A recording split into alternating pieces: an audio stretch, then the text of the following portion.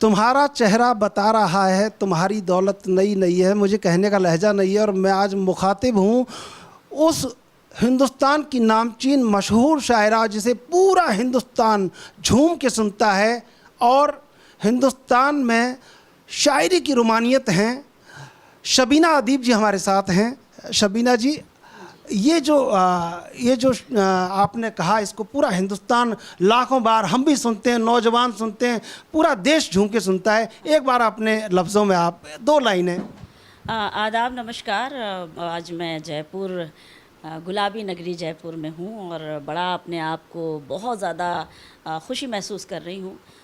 उसकी वजह ये है कि आज हम अपने जिस सम्माननीय हमारे स्वर्गीय पंडित श्री शंकर निराश जी की पावन स्मृति में आज का ये जो कवि सम्मेलन है, मैं उनके जो बेटे हैं उनको इस बात की भी धन्यवाद देती हूँ कि उन्होंने इस खूबसूरत मंच पर मुझे याद किया।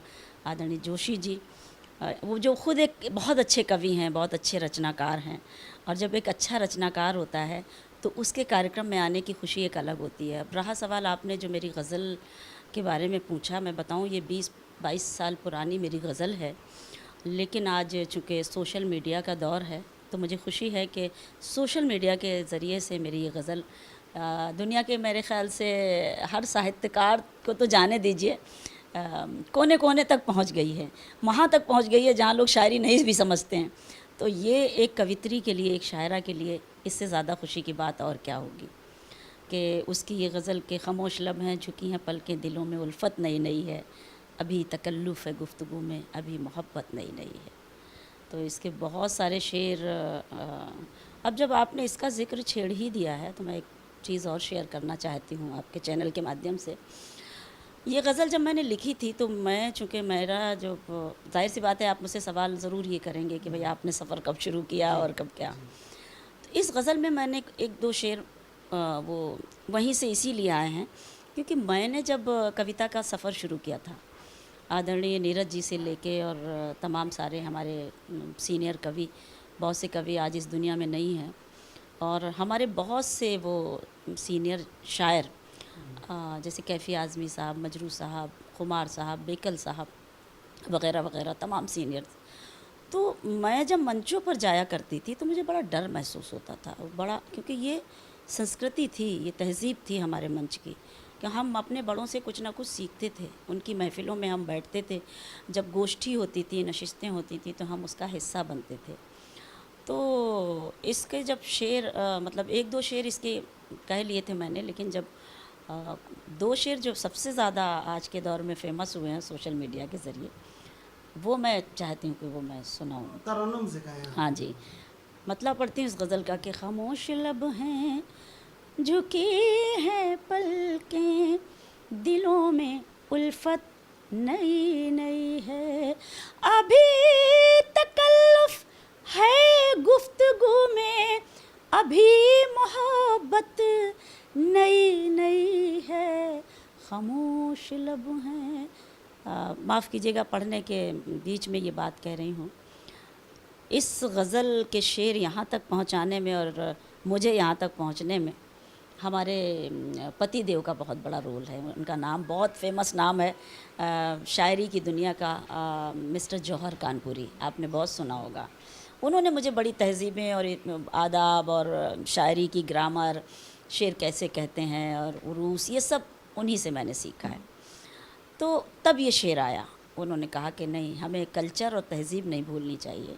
तब वो शेर मेरा है कि ज़रा सा कुदरत ने क्या नवाजा कि आके बैठे हो पहली सफ़ में, ज़रा सा कुदरत ने क्या नवाजा कि आके बैठे हो पहली सफ़ में, अभी से उड़ने लगे हवा में, अभी तो शोहरत नई नई है, और जो ख़ानदानी रईस हैं वो मिजाज रखते हैं नर्म अपना, तुम्हारा लहजा बता रहा है तुम्हारी दौलत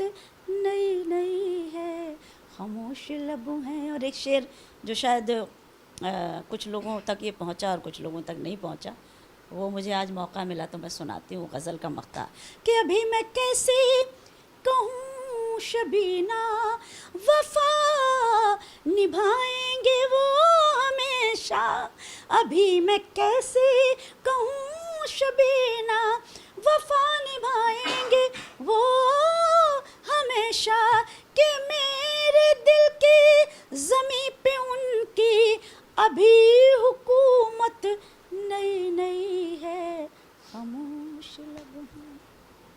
पूरा हिंदुस्तान जिस गज़ल को गुनगुना रहा है, जिस गज़ल पर झूम रहा है, हर एक कव्वाल ने, हर एक बड़े गाने वाले ने, गायककार ने इसको गा लिया है। तो जब शबीना अदीब बिल्कुल अकेले में, बिल्कुल तन्हा बैठती हैं, तब क्या सोचती हैं? बहुत बड़ी कलाकार हो गई हैं और हैं आप, और अब पूरा हिंदुस्तान आपकी गज़लों पर झूम रहा है, तो क्या महसूस होता है कि ये क्या लिख गया है?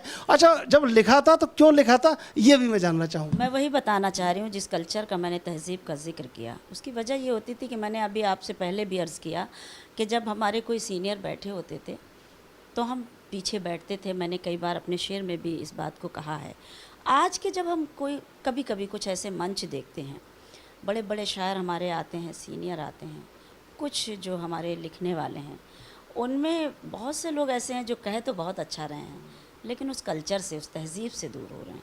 उस पीढ़ा को मैंने इस शेर में बयां किया था कि ज़रा सा कुदरत ने क्या नवाजा। आज आप देखिए, सोशल मीडिया ने बहुत सारी चीज़ें अच्छी भी हुई हैं, सोशल मीडिया से बहुत सारी चीज़ें ख़राब भी हुई हैं।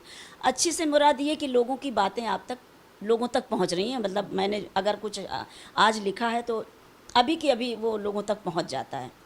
लेकिन ख़राब ये कि आपकी तो खून पसीने की कमाई लिखा आपने है, उसको प्रेजेंट बग़ैर आपका नाम दिए कोई और कर रहा है, व्यूवर्स उसके ज़्यादा बढ़ रहे हैं, ऑर्गेनाइज़र उसको तरजीह दे रहा है। तो जिसने लिखा है उसके दिल से पूछिए कि उसको पीड़ा कितनी होगी। माना कि शबीना अदीब की गज़लों को न जाने कितने लोगों ने गाया, लेकिन मुझे इस बात का गर्व है, मुझे इस बात का फ़ख्र है क्योंकि शबीना अदीब का नाम लोगों तक पहुंचा तो लोगों को पता है कि हाँ, ये गज़ल मैंने शबीना अदीब से अब से 10 साल पहले, 5 साल पहले, या जब उन्होंने सुनी तो उन्होंने चूँकि सुन रखी थी। लेकिन मैं तमाम उन लोगों से कहना चाहती हूँ, अब तो खैर यूट्यूब ने बहुत सारी बाउंडेशन भी लगा दी है कि अगर आपका अपना कुछ है, आप प्रेजेंट कर रहे हो, आप उसको कह रहे हो, तो आपको ये हक़ है कि आपका राइट है कि आप उस पर क्लेम करें कि बग़ैर आपका नाम दिए आपने मेरी गज़ल को कैसे फ़ला जगह परफॉर्म कर दिया। आज देखिए ना, मेरी गज़लों को न जाने कितने लोगों ने, मुझे लोग भेजते हैं कि ये लीजिए मैडम, आपकी गज़ल तो ये गा रहे हैं, आपका नाम तक नहीं लिया। उस वक्त सोचिए कि शबीना अदीब को पीड़ा भी होती है। माना कि मेरा नाम पहुंचा, सब कुछ है, मुझे खुशी होती है, लेकिन ये आपको कतई राइट नहीं जाता कि आप बग़ैर मेरा नाम लिए, बग़ैर मेरी परमिशन के मेरे कोई भी शेर आप कोट करें।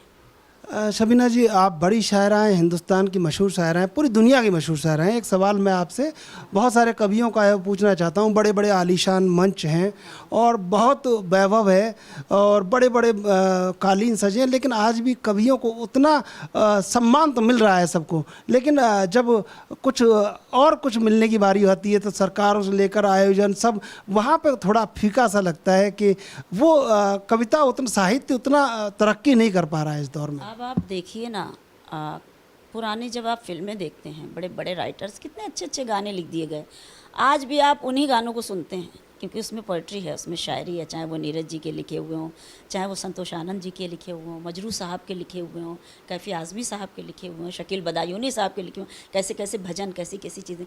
लेकिन उस वक्त भी, उस टाइम मुझे नहीं मालूम कि उस वक्त की सरकारों ने उन लोगों के लिए कितना काम किया, लेकिन आज की जो सरकारें हैं वो साहित्यकारों पे बिल्कुल ध्यान नहीं दे रही। ये मेरा मानना है।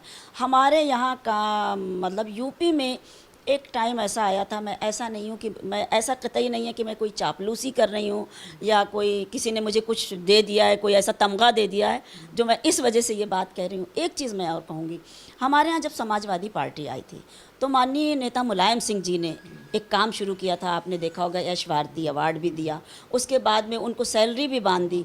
एकेडमी ने भी काम किए थे कि जो लोग अच्छा काम कर रहे हैं, चाहे वो हिंदी साहित्य हो, चाहे वो उर्दू अदब हो, तो उनके लिए ऐसे तमाम गुमनाम लेखक साहित्यकार जिनको लोग जानते भी नहीं हैं, लेकिन उनको बुलाया गया, उनको सम्मानित किया गया, उनको सैलरी आज भी दी जाती है। तो मैं समझती हूँ कि क्या आज की जो सरकारें हैं उनको इन चीज़ों को नहीं देखना चाहिए। और दूसरी चीज़ ये कि देखिए हर लेखक, हर साहित्यकार, हर किसी के अंदर ये फ़न नहीं होता है कि वो जाके वो इतना ख़ुददार होता है, बहुत फ़कीर मिजाज का होता है, वो इतना ख़ुददार होता है कि वो आपसे ये नहीं कहेगा कि साहब हमें कुछ दीजिए। वो इतना, उसका मिजाज इतना फ़कीराना होता है कि उसको ये लगता है कि अगर मैंने कुछ कहा है और आपने अगर इसको महसूस किया है, आप लोगों तक पहुंचा रहे हैं, आपके जब लेक्चर होते हैं, आपके जब भाषण होते हैं, तब आप हमारी शायरी का इस्तेमाल करते हैं, लेकिन उसके बाद में हम तो बिल्कुल कहीं पर नहीं खड़े हैं आपकी नज़रों में, हम तो वहीं की वहीं हैं। बट ये तो पीड़ा है और ये पीड़ा रहेगी। शायद वाकई में कभी कभार लगता है कि जब पूरी दुनिया जिसे सुन रही है उसको भारत का वो सम्मान क्यों नहीं दिया जा रहा है जिसका वो हकदार है। और इनकी इस पीड़ा से मुझे एक बात याद आती है कि कहीं आँखें कहीं चेहरा, कोई दिखता है हमको हर किसी में, बड़ी मुश्किल है बंजारा मिजाजी, सलीका चाहिए आवारगी में। और शायद शायर कवि उसी आवारगी के सलीके के साथ लगातार देश में यात्राएं कर रहे हैं। आज शबीना अदीब से मुखातिब होना बहुत बड़ी बात है, और ऐसे में जब पूरा हिंदुस्तान इन्हें सुन रहा है तो निश्चित रूप से कहीं ना कहीं और कहीं भी ये पूरे दुनिया में ये बात जाएगी और लगातार ये कहा जाएगा कि हिंदुस्तान का साहित्य पूरी दुनिया के ऊपर है। कैमरा पर्सन विक्रम राठौर के साथ मैं चंद्रशेखर, लोकमत, राजस्थान।